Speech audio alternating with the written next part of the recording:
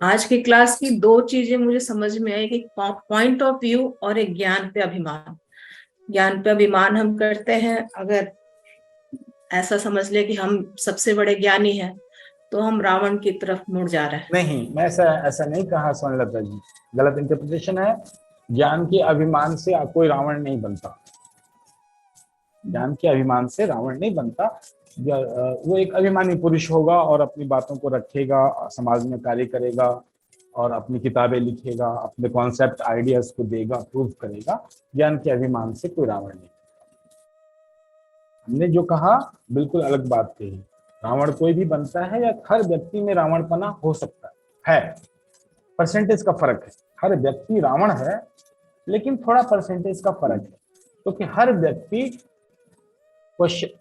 Authority बनना चाहता है पावर की। रावण हम तब कहते हैं जब अनक्वेश्चनेबल अथॉरिटी बनना चाहता है। क्वेश्चनेबल अथॉरिटी बनिए, समाज आपकी इज्जत करेगा, समाज को लाभ मिलेगा, क्योंकि आप क्वेश्चनेबल अथॉरिटी हैं। हमारा पूरा देश गरीब है, क्यों? क्योंकि यहाँ पर कोई भी आदमी क्वेश्चनेबल अथॉरिटी नहीं है। अनक्वेश्चनेबल अथॉरिटी बनने का प्रयास सारे नेता करते हैं, लेकिन क्वेश्चनेबल अथॉरिटी बनने पर वो सारे बिदक जाते हैं, एक दूसरे पर थोप देते हैं। तो हम लोग रूल किए जा रहे हैं, रावण हमें रूल कर रहा है। हमारा जो शासक है वो रावण है, अगर उसमें अनक्वेश्चनेबल अथॉरिटी। क्योंकि जब हम पॉलिटिक्स को देखते हैं तो हमें साफ साफ दिखाई देता है कि जो लोग इस देश को चला रहे हैं वो सारे के सारे अनक्वेश्चनेबल अथॉरिटी बनने की फिराक में लगे हुए। तो एक रावण बनने की होड़ चली है कि वही शासक हो सकता है जो परफेक्ट रावण हो।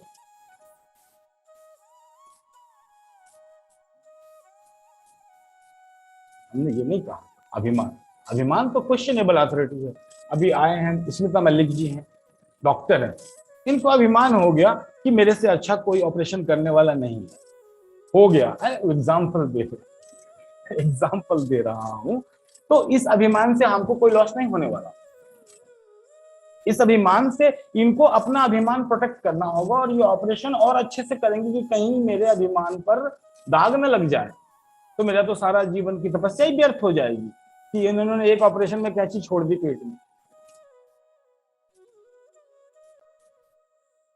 अभिमान से ज्ञान पर जो अभिमान करते हैं लोग, उनसे शास्त्र पैदा होते हैं, अच्छी अच्छी किताबें लिखते हैं, कविता पैदा हो जाती है, बहुत सारी चीजें हो जाती हैं, अच्छे अच्छे स्किल डेवलप होते हैं, आर्टिस्ट बनते हैं, बहुत सारे लोग। सबको अभिमान होता है, सबके पास। क्योंकि जब वो चीज आ गई, वो यूनिक पॉइंट ऑफ व्यू आपके पास आ गया, तो अभिमान आना ही है। वही अभिमान तो आपको रोक के रखेगा कि नहीं तो आप कृष्ण बन जाएंगे या आप राम बन जाएंगे, आपकी पूजा होने लगेगी। तो वही अभिमान आपको मनुष्य होने तक रोक देता है। ये रहे आपकी, मनुष्य रहिए, मुनि बन जाइए, रहिए, यूनिक पॉइंट ऑफ। अभिमान से हमें कोई फर्क नहीं पड़ता, इसलिए मेरी बातों को गलत मत समझिए। अभिमान से रावण नहीं बनता कोई। अभिमानी पुरुष और आपको अच्छे से केयर करेगा, उसका अभिमान है। अपनी एक ज्ञान पर अभिमान है तो मतलब उसको कला पर भी अभिमान होगा ना। ज्ञान से कला पैदा होगी, वो एक्ट में रहेगा, तो उस ज्ञान से कला पैदा होगी, उसको अभिमान है। अरे कोई आदमी पियानो बजा सकता है और इस वर्ल्ड का सबसे फास्ट पियानिस्ट है, और कुछ भी आप बोलो बजा के आपको मंत्र विमुक्त कर देगा, उसको अभिमान है। होने दो, सोसाइटी तो चाहती है कि ऐसा अभिमानी पैदा हो। कभी ध्यान मान करके गौरव हमारे गौरव में शामिल हो जाता है ना, वो अभिमान अस्मिता हमारे गौरव में शामिल हो जाती है। अभिमान नहीं है। हम बात बिल्कुल दूसरी कर रहे हैं, उल्टा सीधा मत समझिए। गीता को 1000 बार पढ़िए, इसीलिए कहते हैं गीता का पाठ कीजिए, नॉवेल की तरह पढ़ के समझ के छोड़ मत दीजिए। अभी मैं इस पर फिर प्रवचन करूंगा शुरू से लेकर अंत तक, और किसी बात को रिपीट नहीं करूंगा। इसका 1% भी मैं बोल नहीं पाया, 1% नहीं बता पाया। तो अभिमान नहीं, ऐसे ही गलत गलत धारणाएं मत बनाइए। हमने कहा था attachment to unquestionable authority, exact ना। मैं मैथमेटिक्स पढ़ा रहा हूं, है ना, तो वही होगा जो कह रहा हूं। चेंज करते ही सब गड़बड़ है। अनक्वेश्चनेबल अथॉरिटी से के डिजायर को जो बाय कर ले, हमने खरीद लिया, हमने आपको दिया और आपने खरीद लिया। हम आपको गद्दी पर बैठा दिए 10 आदमी, बोले आप अनक्वेश्चनेबल अथॉरिटी, आपने खरीद लिया। आपने उस आइडिया को खरीद लिया, हमने आपको गद्दी पर बैठा दिया। अब आप अनक्वेश्चनेबल अथॉरिटी नहीं, आप सिर्फ एक पपेट हैं। ये 10 आदमी आपको कंट्रोल करेंगे और फिर चलेगा। गीता है, भ्रम सारे दूर कर देगी आपको, सिर्फ उत्तर छोड़ेगी, सारे प्रश्न खा जाती है, सारे प्रश्न खा जाती है, सिर्फ उत्तर छोड़ती है। Attachment to become unquestionable authority. तो वहां पर हमें सजग होके मुनि को देखना पड़ता है कि जब ज्ञान खुलता है उसको अभिमान आएगा, कला आएगी, ज्ञान आएगा, लोग सही होने लगेंगे। लोग अब सही होने लगेंगे तो आपको अनक्वेश्चनेबल ऑथोरिटी बना देंगे। समाज में हमें तो क्वेश्चनेबल ऑथोरिटी चाहिए ना भाई। हमारे इस मोहल्ले में रहे, हमारे पास 10 लाख का फंड आया, अब जिसके पास आया अगर वो क्वेश्चनेबल ऑथोरिटी नहीं है तो इस शासन व्यवस्था का क्या मतलब? वो बोलेगा मैं तो अनक्वेश्चनेबल ऑथोरिटी। आप ये प्रश्न ही नहीं पूछ सकते मेरे। क्वेश्चनेबल ऑथोरिटी धीरे, अगर हम अपने धर्म को और गौरव देना चाहते हैं, भारत को और अपने धर्म को गौरव देना चाहते हैं, तो सभी ऑथोरिटीज क्वेश्चनेबल हैं। इन एक्सेप्शनली तब सांख्य आएगा, और तब यदा यदा हि धर्मस्य ग्लानिर्भवति भारत अभ्युत्थानम धर्मस्य तदात्मानं सृजाम्यहम्। कृष्ण का महत्व सिद्ध होता है, कृष्ण के जीवन का अभिप्राय सिद्ध होता है, गीता सार्थक होती। ये नहीं है कि हम तलवार निकाल के बाकी सारे धर्मों को काट दें और हमारे धर्म की स्थापना हो जाएगी। उड़ता है, ये है धर्म की स्थापना, गीता की समझ। और इंद्रियों को धिक्कारना नहीं है। इसी से पता चलता है कि आप चेतना तक कहाँ तक पहुंचे हैं, वो इंद्रियां बताती हैं, अनुभव नहीं बताती। साइकोलॉजिकल एक्सपीरियंस के धर्म को खड़ा करना मूर्खता है। सिर्फ पॉलिटिकल लॉबीज बनते हैं, राजनीतिक मंच बनते हैं साइकोलॉजिकल एक्सपीरियंस से धर्म और संप्रदाय को खड़ा कर। धर्म तो बन ही नहीं सकता, संप्रदाय ही बनता है, लेकिन वह एक राजनीतिक मंच होता है।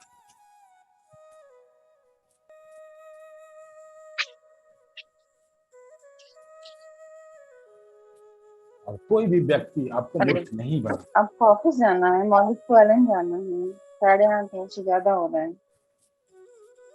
क्या है, कब तक आ गए? ये है, समझे? इसलिए मैं कहता हूँ, बार बार आपको उकसाता हूँ, प्रश्न पूछिए। नहीं पूछिएगा तो आपको पता ही नहीं चलेगा कि आप क्या गलत समझे और क्या सही समझे। आपने पूछा तो आपको पता चला ना, नहीं तो आप बोलते ज्ञान के अभिमान को रावण, अब तो आप पूरी दुनिया को रावण ही बना देते। कोई भी कलाकार को देख के बोले रावण है, मारो इसको। अच्छे एक्सपर्ट को देखेंगे, बोलेंगे मारो ये रावण है, तब तो आप तो पूरा टैलेंट ही खा जाओगे, हमारे भारत की स्किल को भी खत्म कर दोगे। नहीं, अभिमानी पुरुष रावण नहीं, तो जरूरत है उसको रिफाइन करके हम उसको गौरव में, वो गौरव देता है, कलेक्टिव रूप से हमें गौरव देने लगता है। अच्छा, तो जो नेता लोग होते हैं वो लोग जो पॉइंट ऑफ वो एक व्यू अलग देते कैटेगरी हैं, है, मैंने बता दिया ना, वो एक अलग तो कैटेगरी।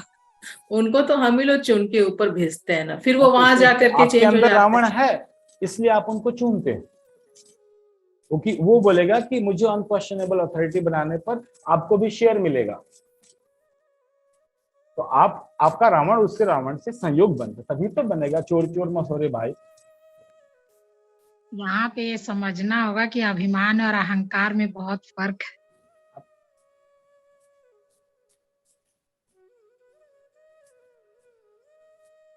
साउंड हाई कीजिएगा।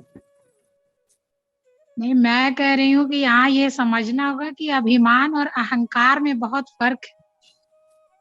अब अभिमान तो एक प्रॉपर्टी है अहंकार की, एक उसका बहुत सारे तरीके से अहंकार डेवलप होता है, लेकिन ये एक प्रॉपर्टी है अभिमान।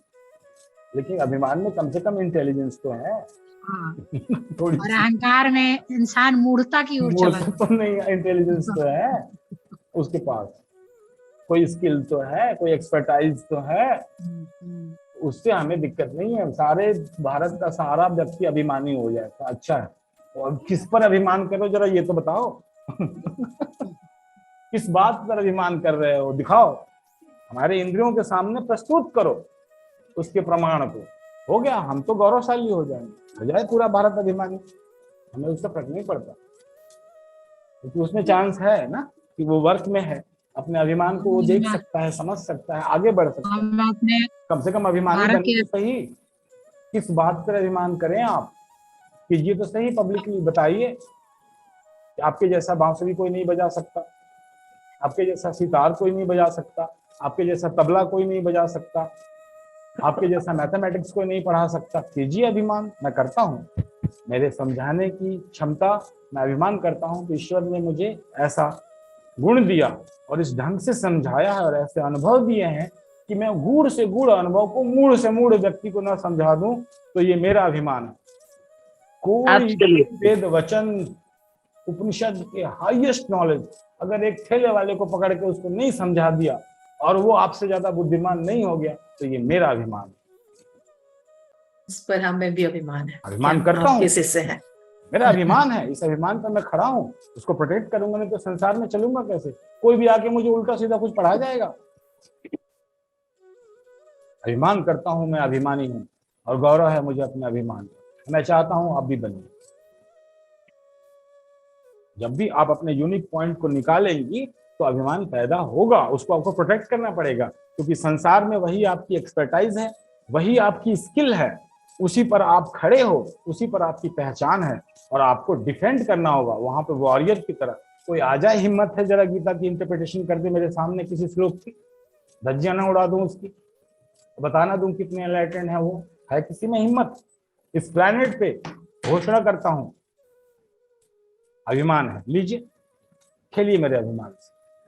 आप क्या अपना अभिमान बताइए? तो ये तो एक प्ले हो जाएगा, इस पर तो शास्त्रार्थ होंगे, इस पर तो मंच बैठेगा, ये तो अच्छी बात है ना। हम खून खराबा थोड़ी कर रहे हैं कि हमारे आइडिया के अगेंस्ट हो गया हम आपकी गर्दन काट देते।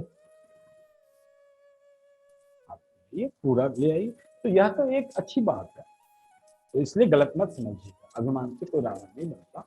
रावण में एक प्रॉपर्टी थी, वो बोधों के अंदर है, वो अहंकार की बनता है। इस मेन पॉइंट, गीता पढ़ रहे हैं, हृदय ज्ञान है ये, गीता को 3-4 शब्दों में व्यक्त किया है। हृदय ज्ञान, ब्रह्म विद्या। हृदय ज्ञान इसलिए है कि हम एकदम उसके मर्म पे जाकर उससे समझते हैं। जैसे आप सब हैं, आपके अंदर हृदय नहीं है, आपके होने का कोई मतलब नहीं, उसीलिए अहंकार है। अहंकार का हृदय होगा, अगर अहंकार के हृदय को समझेंगे तो एक ही चीज समझनी है, unquestionable authority to give decision. ये अहंकार का हृदय है, एसेंस है। एसेंस को पकड़िए, डिटेल्स में मत भागिए। ये एसेंस शरीर है, शरीर का एसेंस है। क्या है शरीर? सारी इंद्रियों को भौतिक शरीर, सुख की तरफ जाना और दुख से भागना, जीव वृत्ति यूनिवर्सल है, एसेंस है, हृदय है। और आपको इसको ट्रांसेंड करके भौतिक के बियॉन्ड जाना है, आपको कुछ नहीं करना है। इस वृत्ति को अभी हम योग जब शास्त्र पढ़ेंगे पतंजलि को, तब आपको सारी विद्याएं समझ में आएंगी। वृत्ति योगश्चित की वृत्ति निरोधा, तो मैं इसको एक्सप्लेन करूंगा, उसको वहीं के लिए छोड़ दीजिए, तभी मैं समझाऊंगा कि साधना का पथ क्या है। ये तो फिलोसफी है, दर्शन है, दृष्टि है, लेकिन मेथोडोलॉजी इसकी पतंजलि देंगे आपको। और देखिएगा एक एक पतंजलि का सूत्र और एक एक गीता के सूत्र से कैसे मैच करेंगे, आपको पता चलेगा कि क्या दोनों एक ही बात कह रहे हैं, एक मेथोडोलॉजी दे रहे हैं। और वही सांख्य की कपिल मुनि भी बात कर रहे हैं। तो कपिल मुनि पातंजलि और श्री कृष्ण। आपको मजा आ जाएगा कि कैसे तीन व्यक्ति तीन पॉइंट ऑफ व्यू से एक ही बात को कह रहे हैं, और तब आप में प्रगाढ़ता आएगी साधना। साधना क्या है, करना कैसे है, उत्तरोत्तर विकास की प्रक्रिया क्या है, और जजमेंट आपके सामने है। ना आप अपने आप को मूर्ख बना सकते हो, ना आप किसी और को बना सकते हो, और ना कोई आपको बना सकता है, कम से कम आध्यात्म की बात।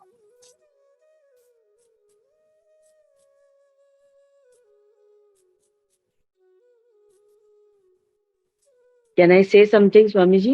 हाँ जी, बोलिए। नमस्कार। तो your concept of saying कि clinical psychologist हमारे पास नहीं है at back age में, है ना? But we had a substitute. ये एक बहुत Not ही unique और substitute. No, galat. We had That- very authentic psychotherapists, yes, enlightened. We call them Yeah. Muni.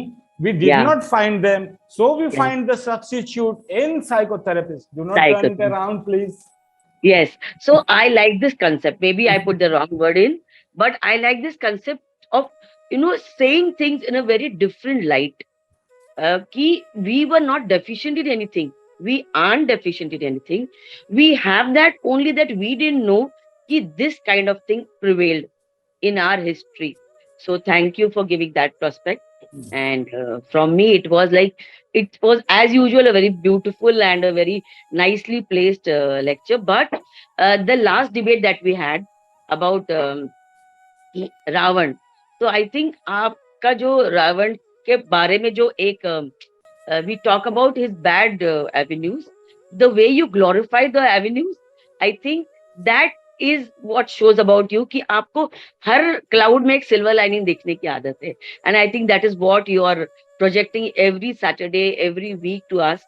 Find a silver lining which you can work for yourself in your life. So thank you so much for giving that prospect to us. That's all from me. तो मेरा laptop जो है ना, कभी कभी ऐसा हो जाता है कि इसमें इसका हिलता ही नहीं है, तो मैं कुछ कर ही नहीं सकता। ठीक है, धन्यवाद। और अब हम थोड़ा सा ध्यान की प्रक्रिया की तरफ आगे बढ़ेंगे, और किसी के पास कोई भी ऐसी समझ आ गई हो जो मैं कह रहा हूं, तो जो आप समझ जाते हैं उसको तुरंत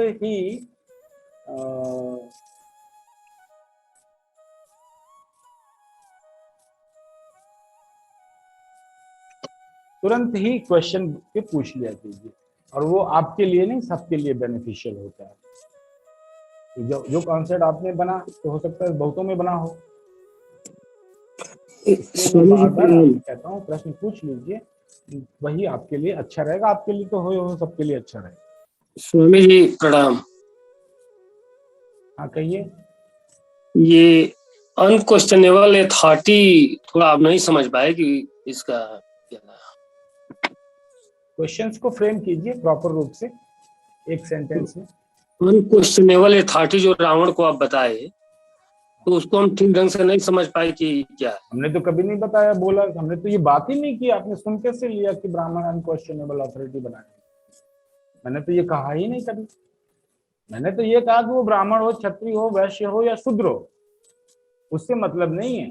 मतलब है कि सबके मन में ये अनक्वेश्चनेबल अथॉरिटी बनने की आकांक्षा पड़ी रह सकती है। उसमें ब्राह्मण का कोई मतलब ही नहीं है। इससे शूद्र में रावण को जो आप बोल रहे थे। हाँ, रावण को। जी जी, ब्राह्मण में। हाँ, तो ये आपके अंदर भी हो सकती है, मेरे अंदर भी हो सकती है, किसी के अंदर हो सकती है। या मानो कोई हमसे क्वेश्चन ना पूछे। नहीं, हाँ, अनक्वेश्चनेबल अथॉरिटी होता है कि जैसे हमने एक डिसीजन लिया और लागू कर दिया। जैसे राजा है, उसने रातों रात उसको कुछ सूझी, सुबह उठा और एक डिसीजन लागू कर दिया पूरे देश पे। जी जी, और आप उससे क्वेश्चन भी नहीं पूछ सकते। जी जी, वो प्रेजेंट भी नहीं है कि आप उससे और ना मानने को तैयार है, उस पर विचार बात करने को भी तैयार नहीं है जी। तो उसको हम अनक्वेश्चनेबल अथॉरिटी कहते हैं। और आपका भी माइंड इस ढंग से हो गया है कि आप उस पर काउंटर प्रश्न नहीं उठा सकते।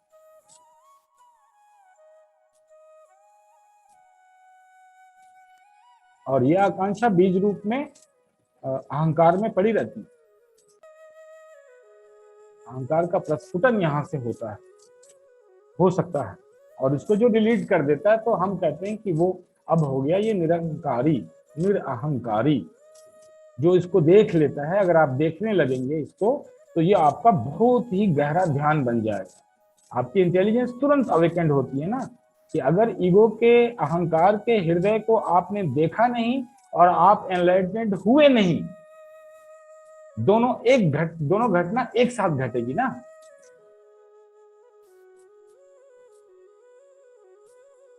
ये तो इंस्टेंट इंस्टेंट एनलाइटमेंट की टेक्निक हो गई ना श्री कृष्ण की तरफ से। देर ही नहीं है, एक सेकंड की भी देर नहीं है आप में और श्री कृष्ण में, यही वो बता रहे हैं कि एक सेकंड की भी देरी नहीं है। अगर तुमने इंद्रियों से जो ऊर्जा बाहर जा रही है उसको मोड़ा और हृदय की तरफ चलते हुए मन से तुम अहंकार के बीच पर पहुंचे नहीं, आपके इंटेलिजेंस ने उसको देखा नहीं और निश्चित कर दिया अरे मैं तो रावण हूं। लेकिन जैसे ही आपके इंटेलिजेंस ने देखा कि अरे ये रावण पना है, वो राम में कन्वर्ट हो जाता है। यही ध्यान की कीमिया है, इसको कोई समझ ही नहीं पाता। इसी को हम ध्यान कहते हैं कि आपने ध्यान दिया नहीं और वो चीज कन्वर्ट, ट्रांसफॉर्म हुई नहीं। दोनों में रोशनी और अंधकार का गेम चलता है। अहंकार और इंटेलिजेंस में प्रकाश और अंधकार का खेल है। जहां तक प्रकाश पहुंचेगा अहंकार भाग जाता है, तो वो चीज ही निकल के भाग जाती है, वो तुरंत खत्म हो जाती है, कपूर की तरह उड़ता है अहंकार। यही तो श्री कृष्ण समझा रहे हैं कि आधे घंटे का काम है, उसमें श्री कृष्ण अर्जुन को एनलाइटेंड होना है। इतनी साधना पद्धति का समय कहाँ है आसन प्राणायाम का? ये तो इंस्टेंट एनलाइटनमेंट है। भगवत गीता, मरता हुआ आदमी सुन लेता है तो उसको मोक्ष मिल जाता है। कि अगर स्पार्क चला गया तो मरते हुए आदमी को सुना देते हैं कि बाई चांस इसकी इंद्रियों में कंधे कान की शक्तियां हैं, सुन लिया तो सीधा श्री कृष्ण से इसका मेल हो जाएगा इमीडिएटली, इंस्टेंटली, क्योंकि मर रहा है और इसकी ऊर्जा जो है इंद्रियों से सिकुड़ रही है। मरने में होता क्या है, आपकी ऊर्जा इंद्रियों से सिकुड़कर मन पर आती है, मन से सिकुड़कर अहंकार पे जाती है, अहंकार से सिकुड़कर आपकी महत में चली जाएगी और महत सिकुड़ के आपकी चेतना में चला जाता है। ऐसे डायमेंशन से बदलते चले जाते हैं और फिर आप पैदा हो जाते हैं। फिर वो प्रक्रिया वापस शुरू हो जाती है, थ्योरी ऑफ इवोल्यूशन। तो ये तो इंस्टेंट एनलाइटनमेंट है। गीता, मरता हुआ आदमी बाई चांस स्पार्क कर ही गया तो सीधा मोक्ष को प्राप्त हो रहा है, मरते मरते।